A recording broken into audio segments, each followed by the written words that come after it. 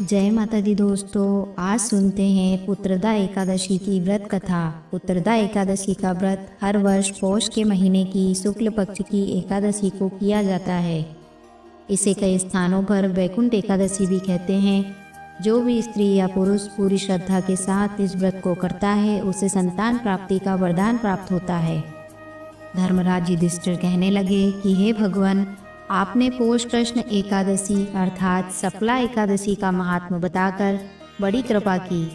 अब आप कृपा करके मुझे पौष माह के शुक्ल पक्ष की एकादशी के विषय में भी बतलाइए। इस एकादशी का क्या नाम है तथा इसके व्रत का क्या विधान है, इसकी विधि क्या है, इसका व्रत करने से किस फल की प्राप्ति होती है और उसमें कौन से देवता का पूजन किया जाता है।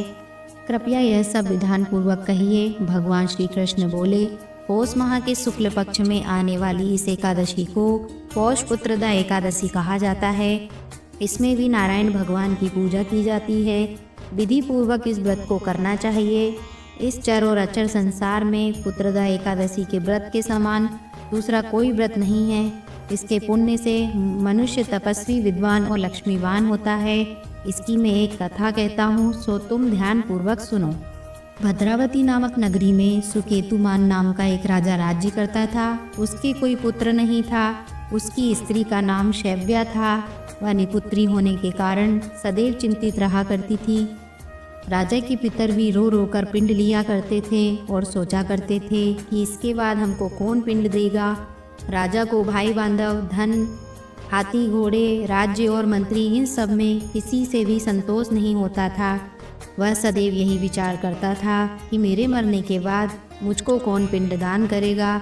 बिना पुत्र के पितरों और देवताओं का ऋण मैं कैसे चुका सकूंगा। जिस घर में पुत्र ना हो उस घर में सदैव अंधेरा ही रहता है। इसीलिए पुत्र उत्पत्ति के लिए प्रयत्न करना चाहिए। जिस मनुष्य ने पुत्र का मुख देखा है वह धन्य है। उसको इस लोक में यश और परलोक में शांति मिलती है, अर्थात उनके दोनों लोक सुधर जाते हैं। पूर्व जन्म के कर्म से ही इस जन्म में पुत्र, धन आदि प्राप्त होते हैं। राजा इसी प्रकार रात दिन चिंता में लगा रहता था। एक समय तो राजा ने अपने शरीर को त्याग देने का निश्चय किया, परंतु आत्मघात को महान पाप समझकर उसने ऐसा नहीं किया। एक दिन राजा ऐसे ही विचार करता हुआ अपने घोड़े पर चढ़कर वन को चल दिया तथा पक्षियों और वृक्षों को देखने लगा। उसने देखा कि वन में मृग, व्याघ्र, सुअर, सिंह, बंदर, सर्प आदि सब भ्रमण कर रहे हैं। हाथी अपने बच्चों और हथनियों के बीच घूम रहा है। इस वन में कहीं तो गीदड़ अपने कर्कश स्वर में बोल रहे हैं, कहीं उल्लू ध्वनि कर रहे हैं। वन के दृश्यों को देखकर राजा सोच विचार में लग गया। इसी प्रकार आधा दिन बीत गया। वह सोचने लगा कि मैंने कई यज्ञ किए, ब्राह्मणों को स्वादिष्ट भोजन से तृप्त किया, फिर भी मुझको दुख प्राप्त हुआ, क्यों? राजा प्यास के मारे अत्यंत दुखी हो गया और पानी की तलाश में इधर उधर फिरने लगा। थोड़ी दूर पर राजा ने एक सरोवर देखा। उस सरोवर में कमल खिले थे तथा सारस, हंस, मगरमच्छ आदि विहार कर रहे थे। उस सरोवर के चारों तरफ मुनियों के आश्रम बने हुए थे। उसी समय राजा के दाहिने अंग फड़कने लगे। राजा शुभ शकुन समझकर घोड़े से उतरकर मुनियों को दंडवत प्रणाम करके बैठ गया। राजा को देखकर मुनियों ने कहा, हे राजन, हम तुमसे अत्यंत प्रसन्न हैं। तुम्हारी क्या इच्छा है सो कहो। राजा ने पूछा, महाराज आप कौन हैं और किस लिए यहाँ आए हैं, कृपया करके बताइए। मुनि कहने लगे कि हे राजन, आज संतान देने वाली पुत्रदा एकादशी है। हम लोग विश्वदेव हैं और इस सरोवर में स्नान करने के लिए आए हैं।